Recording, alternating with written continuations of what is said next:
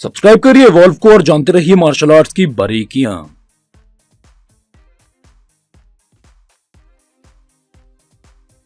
Stance यानी खड़े होने का तरीका। स्टांस मार्शल आर्टिस्ट की नींव है।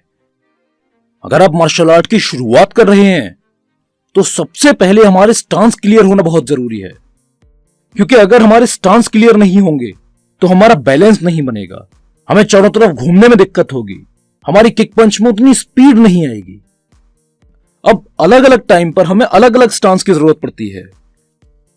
स्टांस को हम फिलहाल 4 कैटेगरीज में रखेंगे: basic stance, federation stance, training stance और fighting stance. Basic stance beginners के लिए है। यह उनके बैलेंस, स्टेबिलिटी और फुटवर्क में हेल्प करता है। फेडरेशन स्टांस यानी फेडरेशन द्वारा निर्धारित करे गए स्टांस। इनका main use set of forms में होता है, जैसे काता और पुमसे। ट्रेनिंग स्टांस, ट्रेनिंग में सही स्टांस से आपकी स्पीड, पावर और टाइमिंग में इनक्रेडिबल चेंज आता है, पर इन्हें ध्यान से समझना बहुत जरूरी है, क्योंकि जरा सी गलती से ये उतने इफेक्टिव नहीं रहेंगे। फाइटिंग स्टांस हमें फाइट के वक्त स्पीड, टाइमिंग, स्ट्रेटेजी और ओपोनेंट को कंफ्यूज करने में बहुत हेल्प करते हैं। इस वीडियो में हम बेसिक स्टांस को जानेंगे। ट्रेनिंग स्टांस को हम ट्रेनिंग यानी किक और पंचेस के साथ जानेंगे। तो शुरुआत करते हैं स्मॉल स्टांस से। इसे वॉकिंग स्टांस भी कहते हैं।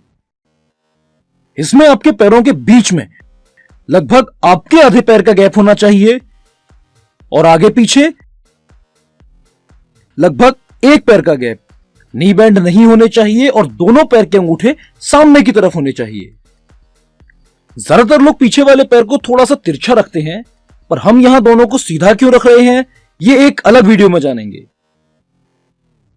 अब प्रैक्टिस के लिए आप हाथ कमर पर रखिए। पीछे वाले पैर को जमीन से थोड़ा सा ही उठाकर आगे वाले पैर से टच करते हुए आगे रखिए और इसी तरह चलते रहिए। चलते वक्त अगर गैप कम या ज्यादा होता है तो उसे एडजस्ट करिए।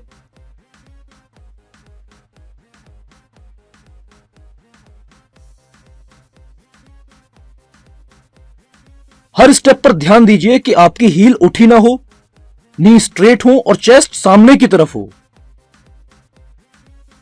हर स्टेप पर एटलीस्ट 3 सेकंड का पॉज लीजिए,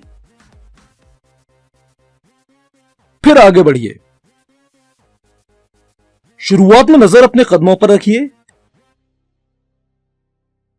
और जब स्टेप बिल्कुल सही आना शुरू हो जाए तब सामने की तरफ देखते हुए चलिए।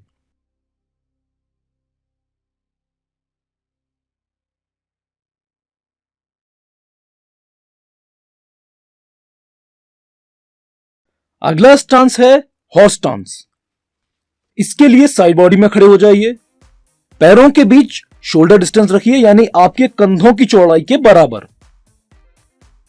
इसमें पैरों का गैप थोड़ा ज्यादा हो तो कोई दिक्कत नहीं है, पर कम नहीं होना चाहिए, और ज्यादा का मतलब बहुत ज्यादा नहीं। दोनों पैर एक सीध में होने चाहिए और पैरों के अंगूठे एक दिशा में।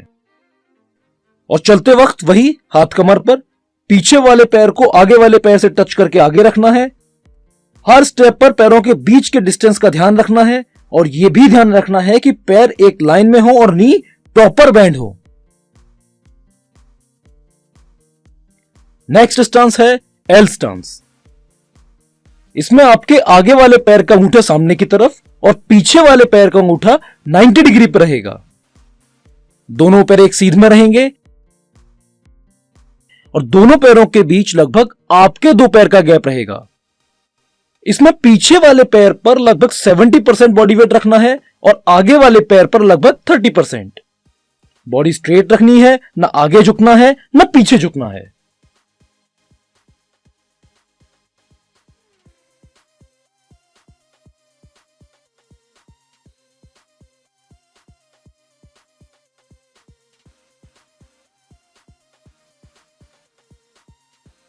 बेसिक स्टांस में आखिरी स्टांस है लॉन्ग स्टांस।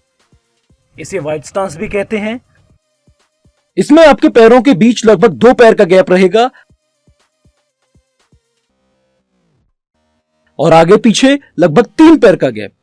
पीछे वाला नी स्ट्रेट, आगे वाला बैंड, चेस्ट सामने की तरफ और दोनों पैर के अंगूठे भी सामने की तरफ रहेंगे। हर स्टेप पर ध्यान रखिए कि डिस्टेंस प्रॉपर हो, चेस्ट सामने की तरफ हो, दोनों पैर के अंगूठे भी सामने की तरफ हो, पीछे वाला नी बेंड ना हो, आगे वाला नी प्रॉपर बेंड हो और हील उठी ना हो। इन चारों स्टांस को लगभग 50 स्टेप सीधे और 50 स्टेप रिवर्स में यानी उल्टा चलते हुए लगभग 7 दिन तक जरूर करिए। और अगर आपने अभी तक नहीं करा है तो अभी सब्सक्राइब करिए इवॉल्व को और जानते रहिए मार्शल आर्ट्स की बारीकियां।